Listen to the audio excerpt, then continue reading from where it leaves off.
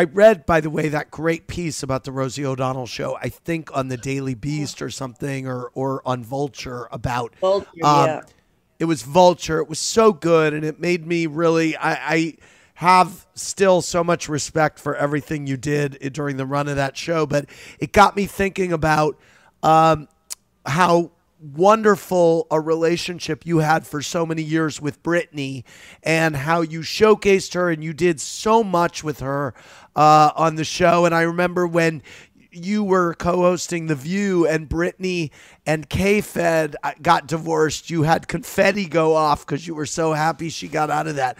But what is your, where are you at with everything that's going on? It's really a stunning moment for her right now.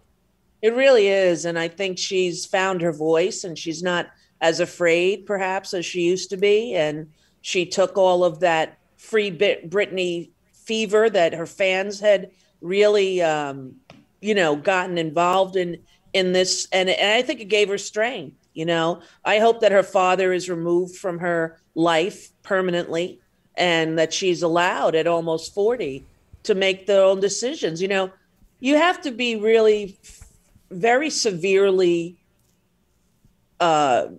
damaged in order to get a conservatorship, right? Like someone who is able to function and make millions of dollars for the conservator doesn't seem to be the way it's supposed to work. So I never liked that father. I think the family had a lot of issues. Every time she would come on my show, mind you, as a teenager, her parents were never there. She was sometimes with Felicia, that woman who was her the assistant, little assistant guardian person. But, she was out on her own. And I think that they've done a tremendous disservice to her. I'm not saying that people don't go through emotional highs and lows. Everyone does. 1 out of 3 people in the United States has some form of mental illness or mental health issues. And I just feel that she is competent enough to work and make them millions of dollars. She's competent enough to decide what she wants to do.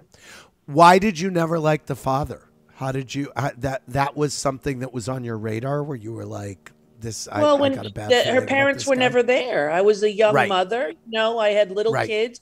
And I was like, where are your parents, honey? And she's like, oh, they don't come with me when I go on the road. I'm like, what? Right. Right. Yes. What? Right. Madonna didn't start as a teenager, right? She was like a grown-up woman in charge of her own life. But this family has been living off Britney forever since she was a little mouseketeer. And it's really, really an unhealthy dynamic. And I think she needs to keep speaking up and get the greatest lawyers that she can and get herself out of that.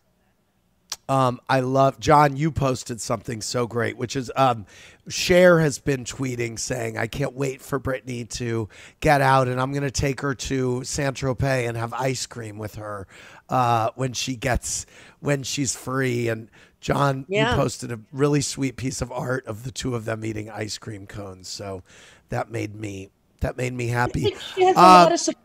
She has a lot of support. And I think the more people that speak out for her, I mean, listen, there are times when all of us go through they had taken her kids from her. That's why she shaved her head that day. And she beat up a photographer with an umbrella. That's all that it took was a haircut and an umbrella beating to get away, to take all your rights away as a human. Yeah, right.